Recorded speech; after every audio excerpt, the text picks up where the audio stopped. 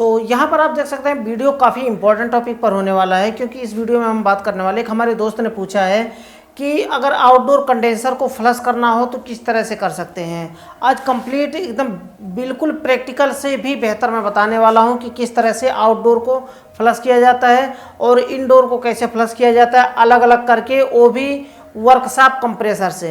या फिर आप नाइट्रोजन का यूज करते हैं, या फिर आप वर्कशॉप कंप्रेसर का यूज करते हैं, या फिर रेफ्रिजरेंट का यूज करते हैं, तो किस तरह से आप फ्लश कर सकते हैं, तो कंप्लीट इस वीडियो में सीखने वाले हैं। उससे पहले मैं बताना चाहूँगा कि अगर आपने हमारे चैनल को सब्सक्राइब नहीं किया है तो चैनल को सब्सक्राइब कर लें और बेल आइकन को प्रेस करके ऑल पर क्लिक कर लें, ताकि हमारे आने वाली न्यू वीडियो की नोटिफिकेशन आपको मिल पाए और वीडियो को देख पाएँ सबसे पहले। तो चलिए हम बात करते हैं कि फ्लश किस तरह से किया जाता है। ये होता है कंडेंसर, आप देख सकते हैं ना, ये कंडेंसर जाली नुमा होता है कंडेंसर, ये कंप्रेसर है। और मैं पहले भी बता रखा हूँ, आज भी बताता हूँ कि उस कंप्रेसर से कभी भी फ्लश नहीं करना चाहिए जो कि आउटडोर सिस्टम में लगा हुआ है, यानी कि एयर कंडीशनर के अंदर जो कंप्रेसर लगा हुआ है उससे कभी भी फ्लश नहीं करना चाहिए सिस्टम को। चाहे आउटडोर फ्लश कर रहे हो या फिर इंडोर फ्लश कर रहे हो, उस कंप्रेसर से नहीं करना चाहिए जो कंप्रेसर सिस्टम में लगा हुआ है। कंप्रेसर ख़राब होने के चांस होते हैं। तो किस तरह से हम नाइट्रोजन का यूज करके या फिर रेफ्रिजरेंट का यूज करके हम कैसे फ्लश करेंगे। अगर मानिए नाइट्रोजन का आप एक बोतल है आपके पास नाइट्रोजन का, तो किस तरह से करेंगे। नाइट्रोजन का बोतल यहाँ पे हम ये ले लेते हैं, ये होता है नाइट्रोजन का बोतल हमारा हो गया, ये नाइट्रोजन का बोतल हो गया हमारा। ध्यान रहे कि उसे कंप्रेसर से कभी भी नहीं करना चाहिए। ये हो गया नाइट्रोजन का बोतल। अब हम नाइट्रोजन से यूज करें, या फिर ये हो गया कोई भी R22 सिलेंडर हो गया, लेकिन R22 का प्रेशर उतना नहीं होता है, R410 का प्रेशर ज़्यादा होता है। R410 से अगर हम फ्लश करते हैं तो R410 से बल्कि बेहतर फ्लश हो सकता है अगर आपके पास नाइट्रोजन नहीं है तो। कैसे करना है इसको समझिए आप। ये कंडेंसर होता है, कंप्रेसर में जुड़ा होता है। सबसे पहले कंडेंसर डिस्चार्ज फेंकता है ना, जब ये नॉर्मल एसी का होता है। अगर मानिए कि 4 वे रिवर्सिंग वाल्व नहीं लगा है तो किस तरह से इसका साइकिल किस तरह से पाइपिंग किया जाता है। अगर इसमें 4 वे रिवर्सिंग वाल्व हीट पंप लगा हुआ है तो उसका थोड़ा सा डिफरेंस होता है, लेकिन इसमें मानिए 4 वे वाल्व नहीं लगा हुआ है, नॉर्मल सा एसी है। तो कंप्रेसर है ना, ये कंप्रेसर का एक डिस्चार्ज लाइन होता है, एक सक्शन लाइन होता है। कंप्रेसर में 2 लाइनें होती हैं, एक सक्शन लाइन एक डिस्चार्ज लाइन। लेकिन फ्रिज के कंप्रेसर में जो छोटा फ्रिज होता है उसमें 3 लाइन होता है, एक सक्शन लाइन, एक डिस्चार्ज लाइन, एक चार्जिंग लाइन होता है। लेकिन एसी के कंप्रेसर में ऐसा नहीं होता है। एसी के कंप्रेसर में सिर्फ एक सक्शन लाइन होता है, एक डिस्चार्ज लाइन होता है, एक सक्शन लाइन और एक डिस्चार्ज लाइन। तो डिस्चार्ज लाइन ये जुड़ा हुआ है कंडेंसर के साथ में। ये देखिए डिस्चार्ज यहाँ से निकल रहा है ना, ये डिस्चार्ज लाइन है। तो डिस्चार्ज लाइन ये जुड़ा हुआ है कंडेंसर के साथ में, ये जाली नुमा ये कंडेंसर होता है। इसके सामने एक फैन मोटर लगा होता है जिसमें फिन्स लगे हुए हैं, ये आप देख सकते हैं। तो ये कंप्रेसर का डिस्चार्ज है ना, इसे हमें छुड़ा देना है। कंप्रेसर का डिस्चार्ज है, इसे छुड़ा देना है। कंडेंसर को अलग फ्लश करना और इंडोर को अलग फ्लश करना। ये आउटडोर का कंडेंसर है और इंडोर का कूलिंग कॉइल होता है, उसको भी मैं बता दूंगा। लेकिन इस वीडियो में इसमें बस जगह नहीं था बनाने का, इसलिए मैं बना नहीं पाया। तो जो डिस्चार्ज होता है ना, डिस्चार्ज लाइन कंप्रेसर, इसको हम छुड़ा देंगे ब्रेजिंग के मदद से, इसे हम छुड़ा देंगे। और इसका जो ये इनपुट है, ये कंडेंसर में घूमता हुआ रेफ्रिजरेंट जा रहा है, ये यहाँ पे आया। अब ये कहाँ पे जुड़ा होता है, इसका आउटपुट जो है ना, ये फिल्टर होता है, ये होता है फिल्टर, ये होता है फिल्टर। तो अब फिल्टर में जुड़ा होता है, ये फिल्टर में जुड़ा होता है, ये इसका आउटपुट है ना, आउटपुट फिल्टर में जुड़ा होता है। तो इसे हम क्या करेंगे, इसे हम छुड़ा देंगे। ये होता है इसमें, ये इसमें कनेक्ट होता है। तो इसे हम क्या करेंगे, यहाँ से छुड़ा देंगे। ये फिल्टर हमारा, फिल्टर और कैपिलरी हमारा अलग हो गया। अब यहाँ पर देखिए कि यहाँ से कंडेंसर इनपुट है और यहाँ से आउटपुट है। मैं बना भी दिया हूँ यहाँ पर, ये आउटपुट है। दोनों को हम छुड़ा देंगे यहाँ से हमने छुड़ा दिया दोनों को, यहाँ से भी छुड़ा दिया, यहाँ पे छुड़ा दिया। अब हमें क्या करना है, एक चार्जिंग एक पिन वाल्व होता है जो हम गैस चार्जिंग करते हैं ना, पिन वाल्व। ये मैं यहाँ पे दिखा दूँ आपको, ये होता है पिन वाल्व। इस तरह से पिन वाल्व होता है और इसमें पिन लगा होता है, इस तरह से पिन लगा होता है इसमें। ये होता है पिन वाल्व, जो कि हमें क्या, रेफ्रिजरेंट कभी भी चार्ज करते हैं एयर कंडीशनर में या फिर रेफ्रिजरेटर में, विंडो एसी में जब हम गैस चार्जिंग करते हैं तब इसकी ज़रूरत पड़ती है हमें, चार्जिंग वाल्व की, यानी कि पिन वाल्व की। तो एक पिन वाल्व हमारे पास पुराना हो या फिर नया हो कोई भी, इसमें हम क्या करेंगे, इसमें ज्वाइंट कर देंगे।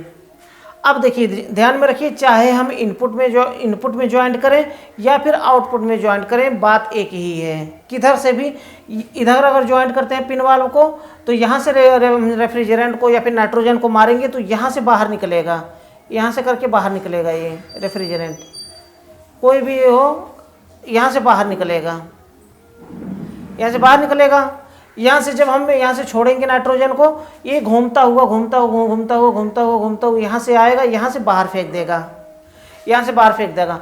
अगर यही पिन वाल्व हम यहाँ पे लगाते हैं,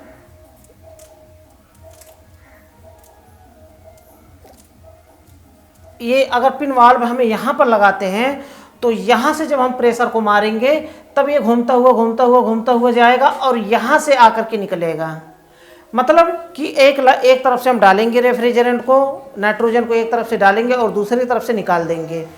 ये होता है, इस तरह से हम फ्लश करेंगे, बार बार फ्लश करेंगे, बार बार अंगूठे से दबा दबा करके फ्लश करेंगे। तो ये क्या होगा, कि फ्लश हो जाएगा हमारा। थोड़ी देर लगेगा, 5 मिनट 10 मिनट। अगर नाइट्रोजन का यूज करते हैं तो 2-3 बार फ्लश करते हैं तो ये कंप्लीट फ्लश हो जाएगा। तो इस तरह से हम फ्लश करते हैं आउटडोर सिस्टम को। अब इस कंप्रेसर से अगर आप फ्लश करते हैं तो कंप्रेसर ख़राब होने के चांस होते हैं, इसलिए क्योंकि ना ये अगर यहाँ से डिस्चार्ज हम छोड़ते हैं कंप्रेसर से, उसी कंप्रेसर से, तो सक्शन वाला हमारा खुला रहेगा, तो यहाँ से नमी खींचेगा और नमी उसमें कचरा या फिर धूल मिट्टी उसमें जाएगा तो कंप्रेसर ख़राब होने के चांस होते हैं। इसलिए कभी भी उस कंप्रेसर से हमें फ्लश नहीं करना चाहिए। हमेशा वर्कशॉप कंप्रेसर का यूज करें, नाइट्रोजन का यूज करें या फिर R410 का यूज करें। अगर सिस्टम में R22 है, मानिए कि ये सिस्टम हमारा R22 है, अगर आप R410 से फ्लश करते हैं इसको, 410, अगर आप 410 से इसे फ्लश करते हैं तो कोई बात नहीं, कोई दिक्कत नहीं है, घबराने की ज़रूरत नहीं है। मैं इसके ऊपर एक्सपेरिमेंट कर चुका हूँ। R410 से फ्लश करने के बाद R22 रेफ्रिजरेंट में चार्ज किया हूँ सिस्टम में, अच्छा खासा चलता है। लेकिन ध्यान रहे कि वैक्यूम करना ज़रूरी होता है, वैक्यूम करना पड़ता है हमें। तो R410 से फ्लश करिए। फ्लश करने के बाद इसे, अब यहाँ पर देखिए, अभी फ्लश कर, थोड़ा सा हम बात कर लेते हैं प्लस पॉइंट में कि ये फ्लश करने की ज़रूरत कब पड़ती है। जब सिस्टम हमारा चोक हो जाता है, कंप्रेसर अब कैसे पता चलेगा कि हमारा सिस्टम चोक है, ये भी ध्यान में रखिए कैसे पता चलेगा। तो इसके लिए क्या होता है कि कंप्रेसर बार बार हीटअप होकर के ट्रिप होता है।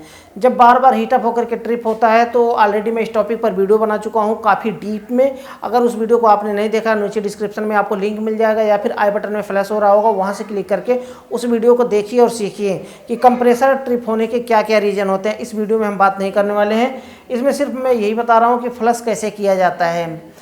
तो अगर आप मानिए कि कंप्रेसर बार बार ट्रिप हो रहा है तो कैपेसिटर को चेंज करके देख लीजिए। आउटडोर का फैन मोटर है ना, इसको भी आप चेक कर लीजिए, कहीं ऐसा तो नहीं कि स्पीड इसकी स्लो हो।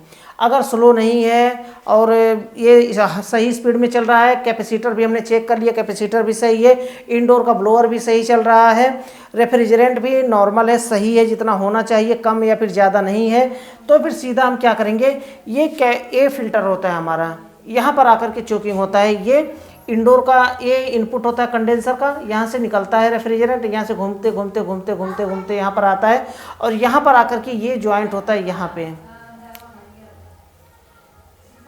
पे ज्वाइंट होता है, यहाँ पर ये है ना, ये आउटपुट है, यहाँ पर ज्वाइंट होता है, ये हमारा फिल्टर में ज्वाइंट होता है। अब फिल्टर में यहाँ पर जाली होती है, आप देख सकते हैं ये जाली होती है, यहाँ पर भी जाली होती है। अब जाली इसलिए लगाया जाता है यहाँ पर ताकि यहाँ पर क्या हो कि जी रेफ्रिजरेंट के साथ में लिक्विड या फिर कचरा धूल मिट्टी कुछ जा रहा है तो यहाँ पर जाकर के छन जाता है, इसीलिए फ़िल्टर लगाया जाता है सिस्टम में।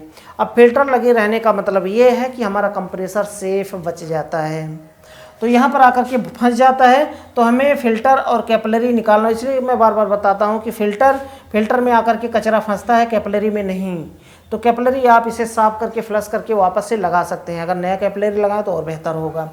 तो यहाँ पर आकर के फंस जाता है, यहाँ पर निकालिए इसे, इसको डिस्कनेक्ट करिए और यहाँ से फ्लश करिए अच्छे से। फ्लश करने के बाद फिर इसको रिप्लेस करके नया लगा करके, जैसे सिस्टम कैपिलरी और फिल्टर लगा हुआ है उसी तरह से लगा करके फिर वापस से हमें क्या करना है, वैक्यूम करना है और वैक्यूम करके गैस चार्जिंग करना, फिर हमारा सिस्टम सही चलने लगेगा। ये तरीका होता है फ्लश करने का। इंडोर भी यही तरीका होता है कि उसमें भी जालीनुमा होता है। तो इंडोर को फ्लश करने के लिए, इंडोर को हम दूसरी वीडियो में काफ़ी डीप में समझेंगे, इसमें थोड़ा सा बता देता हूँ कि ये हमारा डिस्चार्ज लाइन होता है, ये डिस्चार्ज लाइन हो गया, ये हो गया हमारा, नहीं सॉरी, ये डिस्चार्ज लाइन हो गया, ये हो गया सक्शन लाइन। अब सक्शन लाइन को और डिस्चार्ज लाइन को दोनों को डिस्कनेक्ट करेंगे कहाँ से, सर्विस वाल्व से। ये सर्विस वाल्व होता है, आउटडोर में जुड़ा होता है ना, जहाँ पर फ्लेयर नट हमारा जुड़ा होता है उसे कहते हैं सर्विस वाल्व। तो सर्विस वाल्व को हम दोनों को डिस्कनेक्ट कर देंगे।